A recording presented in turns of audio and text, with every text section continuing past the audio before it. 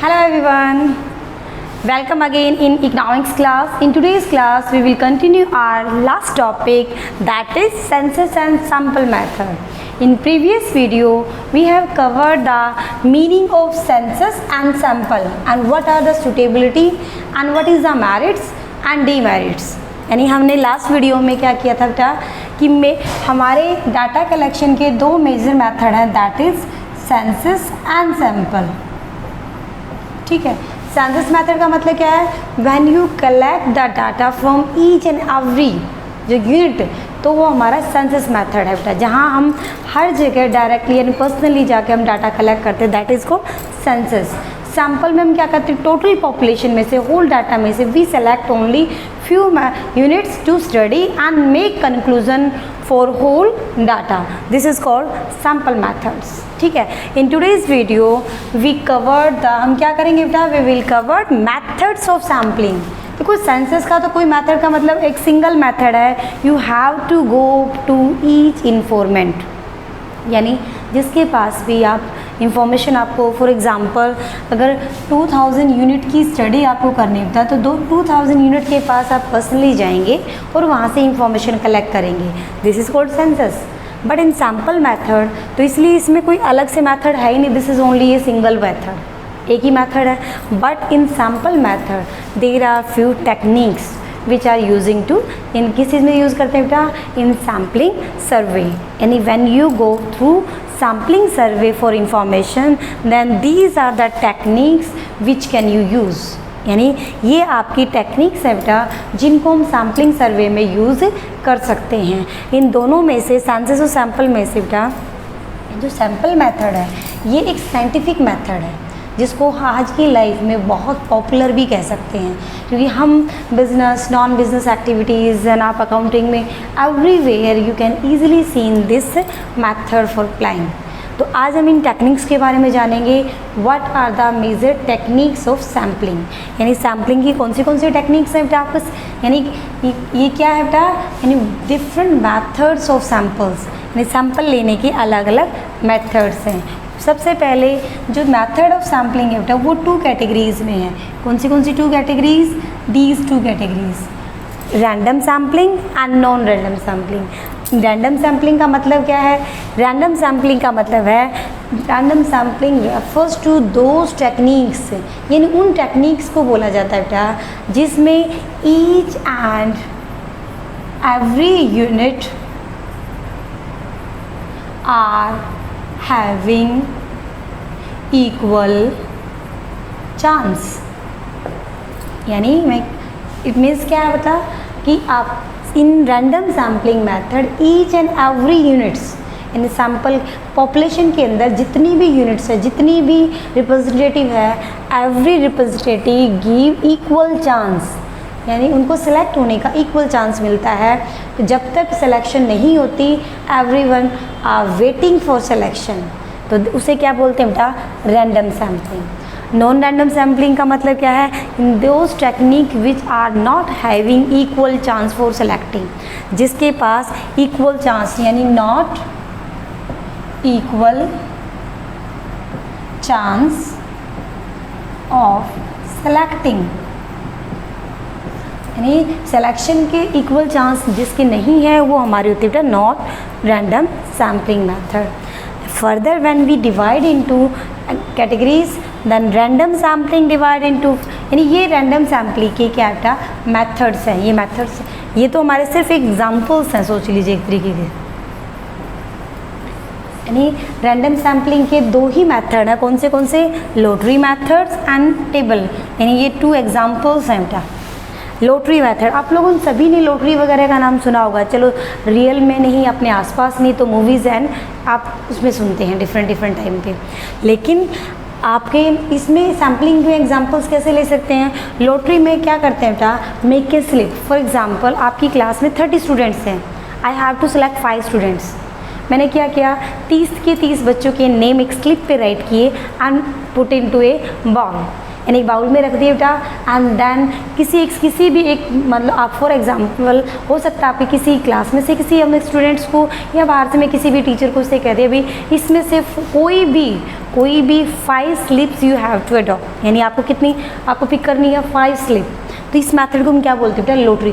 जब तक 5 वो स्लिप हम ओपन नहीं करते हैं तब तक उन सभी जो 30 स्टूडेंट्स आप सभी सोचते हो may be it is my chance, may be it is my chance, it means इनमें सभी बच्चों को इक्वल चांस मिला है। कोई भी आपकी पर्पजिव या फिर हम कह सकते हैं डेलिबरेटली मैंने उन 5 बच्चों को सिलेक्ट नहीं किया है। I am giving equal chance for selection, this is called lottery method. Lottery method में क्या करते हैं, make a slip of different person. इसका then table of random sampling, इसे भी टिप्पट टेबल भी बोला जाता है बेटा। इसमें क्या करते हैं, एक टेबल बना लेते हैं। जैसे मान लो फॉर एग्जांपल दिस वन है, हमने 1 2 3 4 5 6 7 8 9 ये मैंने एक टेबल बना ली बेटा। मैंने एग्जांपल दिया है, वैसे तो ये टेबल मेथड यूज़ किया जाता है इसमें बेटा नियर अबाउट 10,600 के नियर अबाउट हैं जो हम नंबर्स यूज़ करते हैं। आपका 17, 18, 19 एंड 20। तो इसमें हम क्या करते हैं, एक सर्कल होता है जिसे हम घुमाते हैं। आप लोगों ने मूवीज़ वगैरह में देखा होगा जहाँ पर हमें गैम्बलिंग वगैरह करते हैं, तो उसमें एक टेबल पर रहने टेबल के अंदर में गेम्स के अंदर बहुत सारे नंबर्स ऐड किए, तो जैसे ही हम सर्कल को घुमाते हैं किसी भी एक कोई बॉल जो है किसी भी पे नंबर पे आके रुक जाती है, तो हमने कहा कि this number has been selected. Same ऐसे ही हम टेबल को के थ्रू भी आप क्या कर सकते हैं, सैम्पल को सिलेक्ट कर सकते हैं। These 2 examples are covering random sampling, जिसमें सभी यूनिट को जब तक सभी का सिलेक्शन नहीं होता ये सारे क्या सोचते हैं बेटा कि इनके पास सभी के पास क्या है, चांस है सेलेक्ट होने का। This is called random sample. अगर मैं इसके मेरिट डिमेरिट्स की बात करूँ रैंडम सैम्पलिंग की बेटा, इसमें बायसनेस नहीं है, ठीक है। बायसनेस ना होगी यानी वाइड कवरेज है, ठीक है। इसमें इक्वल चांस मिलता है सभी को। ये जो मेथड है बेटा ये हमें रिलायबिलिटी सोर्स के तरीके से हम इसे यूज़ कर सकते हैं। नाउ सेकंड मेथड जिसे हम कहते हैं बेटा रैंडम सैम्पलिंग मेथड। अब रैंडम सैम्पलिंग मेथड में क्या है, मैंने अभी बताया, इसमें तो हमें नेम नहीं गिवन है। नॉन रैंडम का मतलब है नॉट इक्वल चांस, यानी सभी को इक्वल चांस नहीं मिलता। इसके अंडर में ये बेटा आपकी 5 टेक्निक्स आती हैं, ये आपकी 5 टेक्निक्स हैं। ये और ये जो टेक्निक्स है बेटा लगभग सेम है, थोड़ा सा माइनर सा डिफरेंस है, ठीक है।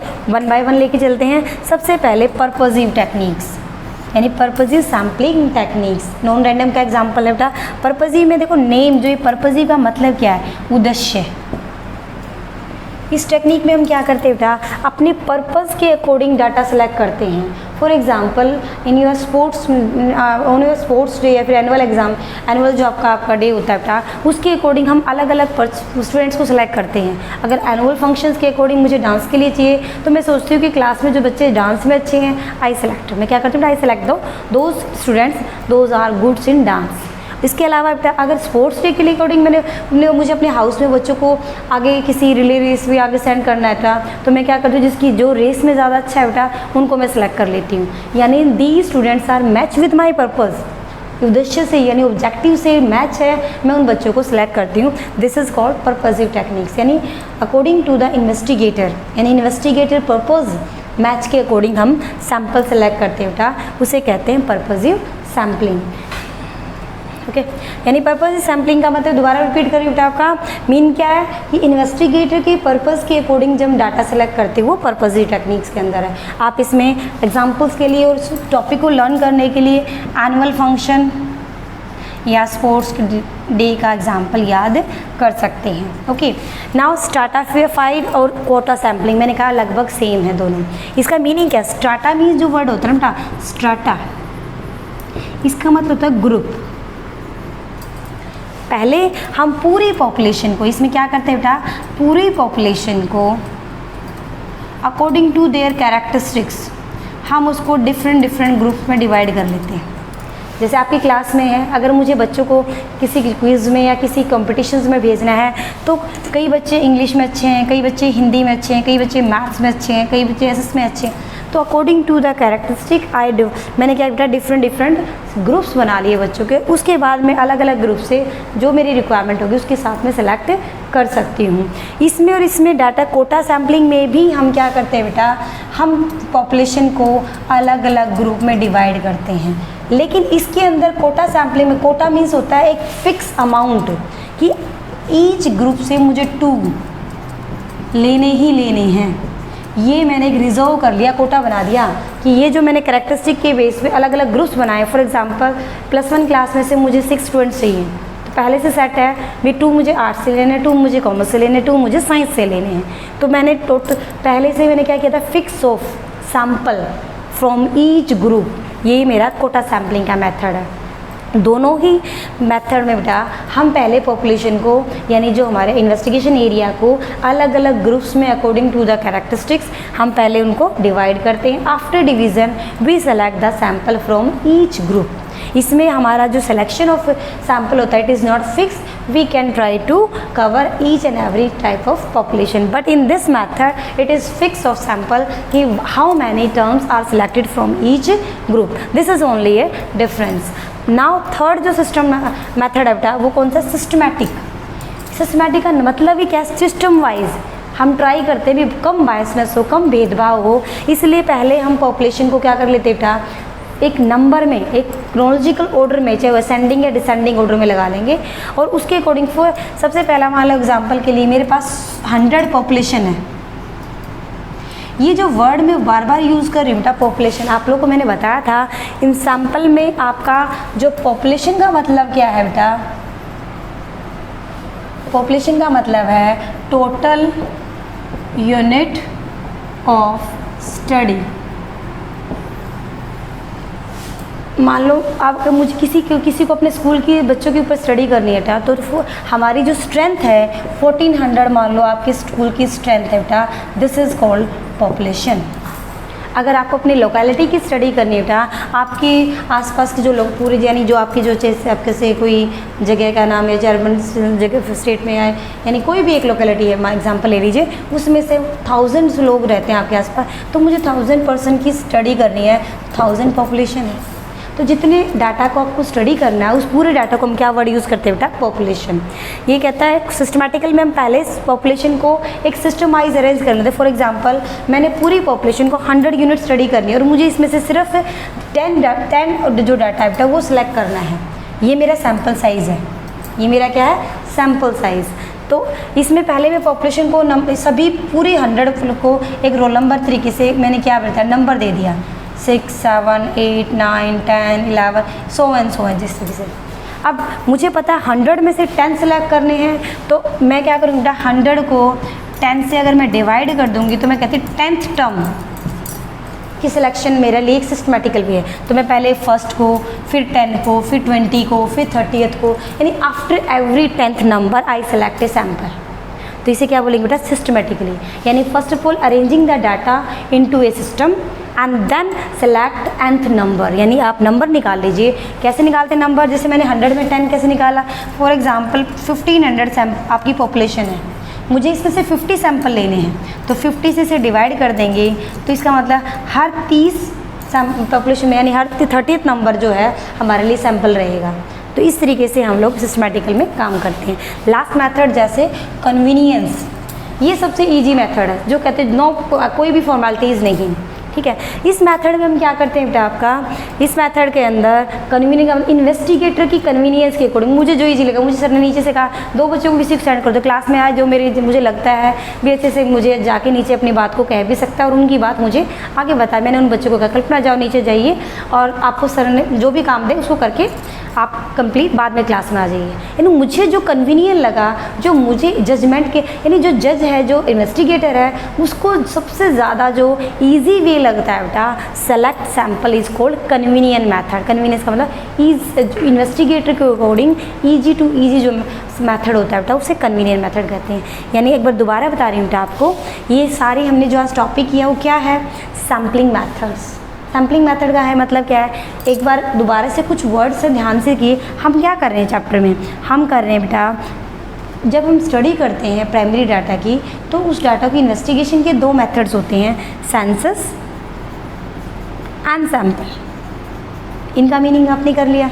सेंसस तो मतलब ही क्या है, हर व्यक्ति के पास जहाँ भी आपको स्टडी करनी है सभी के पास अलग अलग जाके आप डाटा कलेक्ट करेंगे, इसके कोई डिफरेंट मेथड्स नहीं हैं। बट सैंपल का मतलब है कि हम पूरी पॉपुलेशन में जितना भी एरिया होता है किसका, इन्वेस्टिगेशन का, उसमें से कुछ डाटा, फ्यू टर्म्स सिलेक्ट करते हैं, स्टडी करते हैं और उसके बेस पे अपनी रिपोर्ट तैयार करते हैं। तो ये जो फ्यू डाटा सेलेक्ट करना है ना, इस फ्यू डाटा को हम क्या कहते हैं बेटा, सैंपल। और जो इसका नंबर है उसे कहते हैं सैंपल साइज़। जैसे मैंने कहा 500 में से मुझे 50 सेलेक्ट करने, तो 50 क्या है, सैंपल साइज़, और 500 क्या है, population. These are the different word that is using this method. Okay, और आज हमने किया है कि सैंपल को सेलेक्ट करने के दो मेथड है, random and non random. Random method में क्या करते हैं, सभी पॉपुलेशन यानी हर एक यूनिट को इक्वल चांस मिलता है सेलेक्ट होने के लिए, इसमें इक्वल चांस नहीं मिलता। इसके दो एग्जांपल्स हैं, lottery method and table random sampling. इसमें बेटा 5 टेक्निक्स हैं, इसमें अपने पर्पज़ के अकॉर्डिंग सेलेक्ट करते हैं, इसमें अलग अलग ग्रुप बना के उसमें से हम डाटा सेलेक्ट करते हैं। सिस्टमैटिकल सैम्पलिंग का मतलब क्या होता है बेटा, आपका पहले नंबर अरेंज करके फिर उसमें से सैंपल सेलेक्ट करते हैं। कोटा सैम्पलिंग के अंदर पहले हम डिफरेंट ग्रुप्स बनाते हैं, उसमें से अलग अलग डाटा सेलेक्ट करते हैं। कन्वीनिंग के साथ का मतलब क्या है, इन्वेस्टिगेटर के अकॉर्डिंग हम सैंपल सेलेक्ट करते हैं। ये तो बेटा अब इस चैप्टर में आपका सिंपल सा एक टॉपिक रह गया, वो भी मैं आज एक आपको, सबसे बड़ी बात है बेटा सैंपल का जो रिलायबिलिटी है ना, कि आपकी सैम्पलिंग, क्योंकि आपको भी पता है बेटा ये जो मेथड है ये तो 100% रिलायबल है। रिलायबल का मतलब है सही आपको रिजल्ट देगा, बट ये 100% सैम्पलिंग मेथड रिलायबल नहीं है। इसकी रिलायबिलिटी किसकी चीज़ पे डाटा स्पेसिफाई करती है बेटा, सबसे पहले सैम्पलिंग मेथड पे आपने कौन सा मेथड अडोप्ट किया, फिर सैंपल साइज़ पे। मैं कह दूँ 5 लाख में से मैंने 50 लोगों की स्टडी की, तो ये सैंपल साइज़ आपका फ्रेम जो है वो एक्यूरेट नहीं है। अब 5 लाख में से 50% मुझे क्या रिजल्ट देंगे, 5 लाख में कम से कम मैं 1000, 5000, 10,000 तो मुझे रिजल्ट मिल सकता है। यानी सैंपल साइज़, सैम्पलिंग मेथड, आपका इन्वेस्टिगेशन, यानी इन कुछ ऐसी चीज़ें हैं जो बेटा क्या करती हैं बेटा आपकी इस मेथड को, यानी जो सैम्पलिंग मेथड को क्या बनाती है, रिलायबल। इसके बाद हमारे पास क्या है बेटा आपकी, यानी हमारी जो ट्रेनिंग जो होती है, जो इन्वेस्टिगेटर करते हैं उनकी ट्रेनिंग, वो एक्सपर्ट हैं कि नहीं, क्योंकि सैम्पलिंग एक साइंटिफिक टेक्निक्स है, विदाउट ट्रेनिंग एंड एक्सपीरियंस आप सही से ऑब्जर्व नहीं कर पाएंगे। तो ये तो है बेटा रिलायबिलिटी के लिए। अब आपका एक छोटा सा टॉपिक रह गया, आपको वो भी मैं इसी में कवर करा दूँ। क्या टॉपिक रहेगा देखिए एक बार। ओके ना, एक लास्ट टॉपिक कौन सा बता रही हूँ बेटा आपको, कि इन दोनों की, कौन से की, सेंसस और जो सैंपल मेथड आपने किया है बेटा, इसका comparison. When you compare both method, तो उसमें हम कंपैरिजन में क्या लिखेंगे बेटा, एग्जांपल के लिए देखिए, सबसे पहला हमारा है, हम कवरेज के हिसाब से बात करते हैं। कवरेज क्या, सैंपल और सेंसस दो मेथड मैंने आपको करवाए।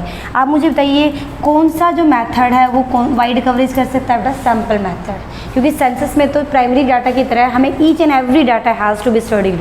तो वाइड कौन सा रहेगा बेटा आपका, सैंपल, यानी लेस आपका जो कवरेज है किसकी है बेटा, सेंसस की है, यानी सैंपल मेथड की वाइड कवरेज है और सेंसस की कम कवरेज है। फर्स्ट आपकी बेटा क्या डिफरेंस है, कवरेज। कवरेज में मैंने क्या बताया, कौन सा मेथड आपका ज़्यादा कवर करता है, सैंपल मेथड। सेकंड बेटा आपकी किसकी बात कर सकते हैं, हम बात करेंगे सूटेबिलिटी की।